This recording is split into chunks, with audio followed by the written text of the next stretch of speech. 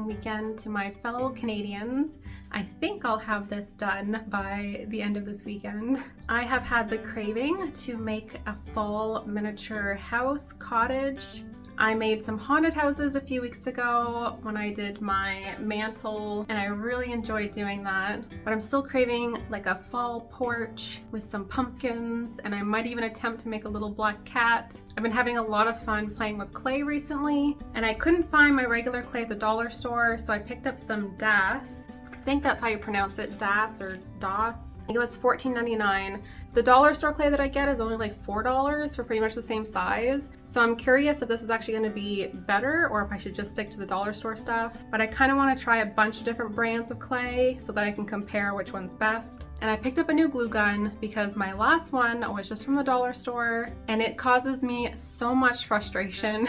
The glue dries almost instantly when it comes out, and then it comes out in like these globs and it's just like a sticky mess. So I also picked up a new glue gun just for Michael's. If this one isn't any better, I think I'm going to try the Gorilla Glue Gun. The reviews on it look pretty good. If you have that one, please let me know in the comments if you like it or not. So I'm going to use this wooden artist panel from the dollar store as my base, and then just some cardboard boxes to make my house. And these may be a little bit too big, but I wanted some fall leaves, and they had these on clearance at Michael's. We have another tropical storm coming this weekend. We had one a few weeks ago. So I'm going to spend the rest of the weekend working on this.